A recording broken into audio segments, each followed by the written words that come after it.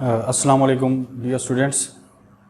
अब जैसे पिछले लेक्चर मैंने आपको पेपर पैटर्न बताया था, उसी तरह अब हम अगले लेक्चर की तरफ चलते हैं अपने। इसमें हम जो बुक 2 है उसका पार्ट 1 पहला जो उसका ऐसे है चैप्टर है वो हम पहले डिस्कस करेंगे। इसमें जैसे पहले मैंने आपको बताया था कि इसमें फर्स्ट ईयर की तरह आपको शॉर्ट स्टोरीज़ नहीं मिलेंगी, इसमें मज़ामीन हैं और थोड़े से वो आपको बोरिंग भी लगेंगे, लेकिन हम थोड़ा सा अगर उसको समझना चाहते हैं, समझ के पढ़ना चाहते हैं तो एक तो पेपर की हमारी तैयारी बड़ी अच्छे तरीके से हो जाएगी। दूसरा जो है वो हमें मालूमात भी काफ़ी सारी मिल जाएंगी। इसमें पहला जो हम चैप्टर पढ़ेंगे ये है डाइंग सन। इसमें उसने हमारा जो निज़ाम शमसी है इसकी कुछ खुसूसियात बताई हैं और वो कैसे वजूद में आया। ये थोड़ा सा इस चैप्टर का इंट्रोडक्शन आज मैं आपसे करवा देता हूँ। इसमें सबसे पहले जो मैंने हेडिंग लिखी है ये इंट्रोडक्शन टू सोलर सिस्टम। अब सबसे पहले जो हम पढ़ेंगे जो भी हम चीज़ पढ़ते हैं उसको सबसे पहले हमने थोड़ा सा उसके बारे में समझना ज़रूरी है ताकि हमें वो समझ में आ जाए कि वो लिखी क्यों गई है, उसका मकसद क्या है। तो सोलर सिस्टम निज़ाम शमसी बहुत सारे आप लोगों ने इसके बारे में सुना भी होगा।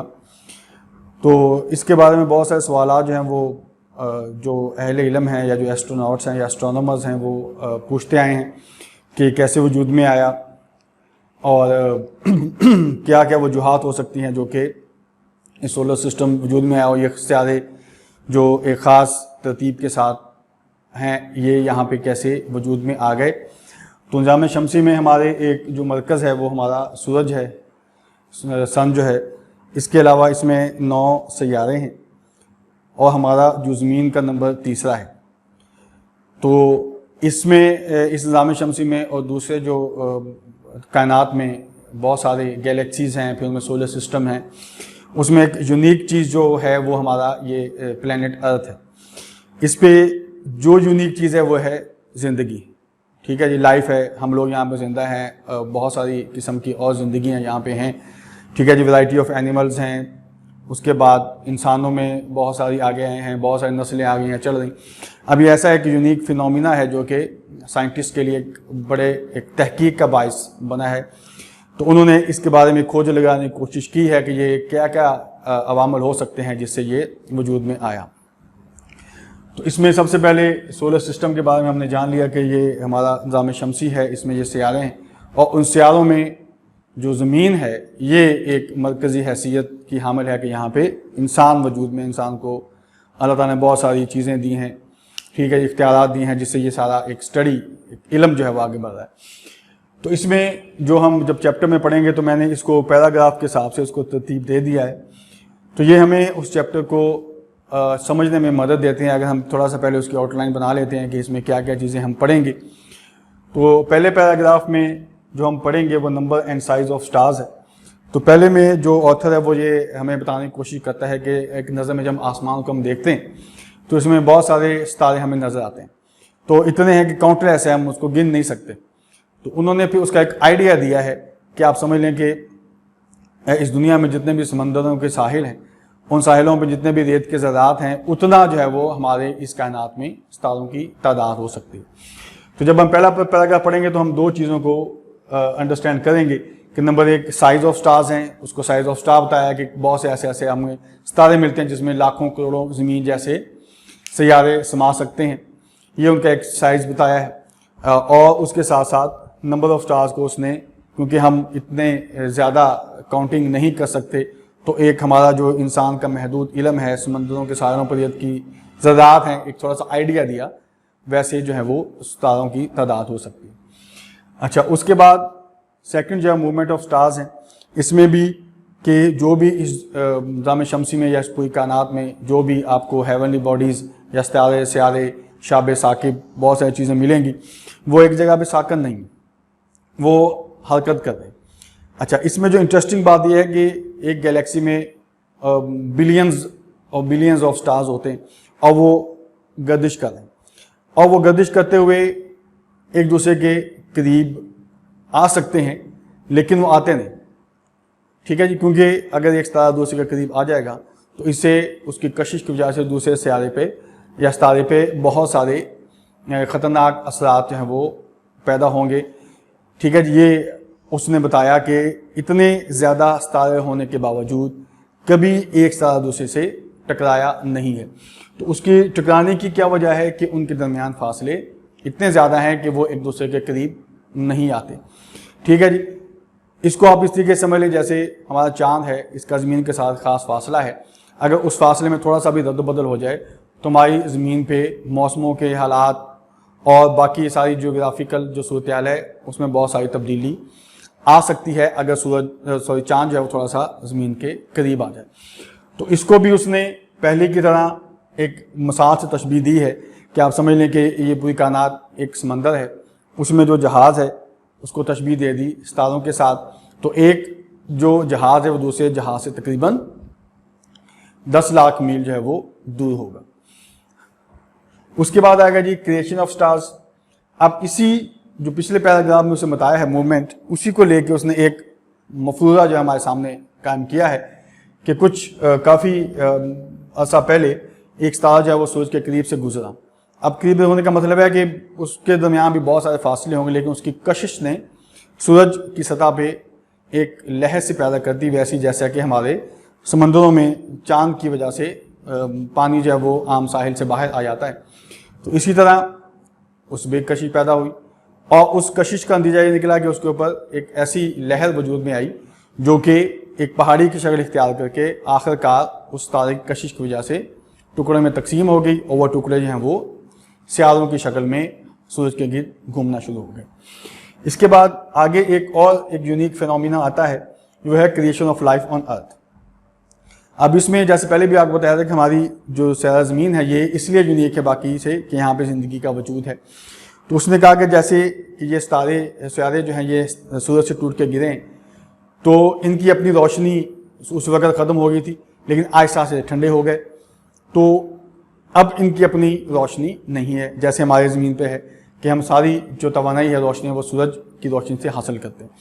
تو ان میں سے ایک سیارہ زمین ہے جس کے اوپر زندگی کا وجود ہو گیا. اب زندگی جو ہے وہ ایک بڑے چھوٹے سے جرثوم میں شروع ہوئی, پھر آہستہ آہستہ یہ کمپلیکس ہوتی ہوئی ہیومن بینگز انسان کی طرف پہنچا. اب یہاں پہ کمپلیکس سے کیا مراد ہے کہ اس نے پھر آگے انسان دوسرے جانداروں سے ڈیفرنٹ کیسے ہے وہ اس نے 4 اس میں خصوصیات بتائی ہیں. سب سے پہلی ہے فیلنگ, ہمارے اندر احساسات ہیں, فیل کرتے ہیں ہم چیزوں کو, پیار محبت دکھ تکلیف یہ چیزیں ساری ہمارے موجود ہیں.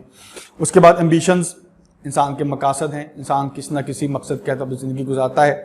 اس کے بعد بتایا سینس آف بیوٹی, خوبصورتی کا صور ہے, صاف ستھری چیزوں کو پسند کرتا ہے, خوبصورت رہنا پسند کرتا ہے. اس کے بعد آ جائے گا ریلیجن, مذاہب, اور یہ مذاہب اللہ تعالیٰ نے صرف انسان کو دیے ہیں. اب مذاہب میں بھی ہماری بہت سی اچھی خواہشات اس میں شامل ہیں, ہم اپنی جان بھی قربان کریں گے, مال بھی قربان کریں گے, صرف اس لیے کہ اس کے بدلے ہمیں اس سے زیادہ اچھا اجر ملے گا. تو یہ اس نے انسان کی تھوڑی سی ایک خصوصیت بتا دی. اس سے آگے جائے گا ریکوائرمنٹ آف لائف. تو اس میں وہ بیان کرتا ہے کہ جب ہم اپنے ارد گرد اس کائنات کو دیکھتے ہیں تو ہم اس میں ڈر جاتے ہیں. اب ڈرنے کی وجہ کیا ہے کہ نمبر 1 کہ ان کے درمیان فاصلے بہت زیادہ ہیں, ایک سیارے کا دوسرے سیارے سے, ایک ستارے کا دوسرے ستارے سے, سب سے پہلی وجہ. دوسری وجہ یہ ہے کہ وقت کا پھیلاؤ بہت زیادہ ہے کہ زمین سائنٹسٹ کے مطابق کہ تقریباً کوئی 4 ارب سال پہلے وجود میں آئی. اب اگر اس کے مقابلے میں انسانی تاریخ کو دیکھیں گے تو یہ کچھ ہزار سال جو ہیں وہ 40-50 ہزار سال یا اس سے بھی لاکھ بھی ہم اگر سمجھ لیں تو یہ عرب کے مقابلے میں بہت کم ہے. وقت کا پھیلاؤ بہت زیادہ ہے, اس سے بھی انسان ڈر جاتا ہے. سیکنڈلی جو ہے وہ کہتا ہے کہ جس طرح کی زندگی ہماری اس سیارہ زمین پر ہے اس طرح کی ہمیں کہیں اور نہیں ملتی. ٹھیک ہے جی. اب یہ چیزیں جو کہ انسان کو ڈراتی ہیں.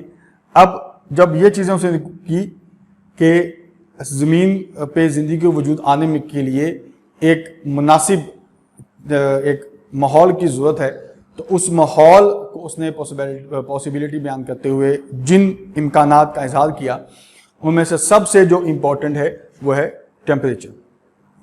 کہ زندگی کو وجود میں آنے کے لیے ٹیمپریچر کی ایک خاص ٹیمپریچر کی ضرورت ہے. اور وہ خاص ٹیمپریچر کیا ہے کہ جس میں جو مادہ ہے وہ اپنی مائع حالت میں باقی رہتا ہے, کہ نہ وہ ٹھوس بن جائے پھر بھی ہمارے کام کا نہیں ہے, اگر وہ جل جائے یا آبی بخار بن کے ہوا میں اڑ جائے وہ بھی ہمارے فائدے کا نہیں ہے. اور سب سے ہمارا جو اہم عنصر ہے, سمجھ لیں کہ لازمی عنصر ہے ہماری زندگی کا, وہ پانی ہے. اب اگر پانی ٹمپریچر اتنا کم ہو گیا تو پانی برف بن جائے گا, وہ ہمارے اس کام کا نہیں. اب اگر ٹمپریچر زیادہ ہو جائے تو وہ آبی بخار بن کے اڑ جائے گا, پھر بھی ہمارے کسی کام کا نہیں ہے. تو اب ایسا ٹمپریچر ہو جس میں مائع جو ہے وہ اپنی مادہ جو اپنی مائع حالت میں رہے, اس ٹمپریچر کو اس نے ایک سٹینڈرڈ ٹمپریچر مانا ہے کہ زندگی کو وجود میں آنے کے لیے یہ ٹمپریچر ضروری ہے. تو اسی کو آگے لے کے وہ چلا ہے کہ باقی جو ہمیں ستارے یا سیارے ملتے ہیں اس پہ زمین جیسا ٹمپریچر نہیں ہے. اگر ستاروں کو دیکھتے ہیں تو بہت زیادہ گرم ہے, ان کی اپنی روشنی ہے, وہاں پہ نہیں ہو سکتی. اگر خلا میں دیکھتے ہیں تو خلا بہت زیادہ ٹھنڈا ہے, وہاں پہ بھی زندگی کا وجود نہیں ہو سکتا. تو پھر اس نے ایک خاص ایک فاصلہ جو ہے اگر ایک سیارے کا اپنے ستارے سے, اس کو اس نے ڈیفائن کیا ہے جیسے ہماری زمین کا ہے. تو یہ خاص ایک فاصلہ ہے جس پہ نہ زیادہ ٹمپریچر ہائی ہے نہ زیادہ لو ہے, زندگی چل بھی سکتی ہے, وجود میں بھی آ سکتی ہے.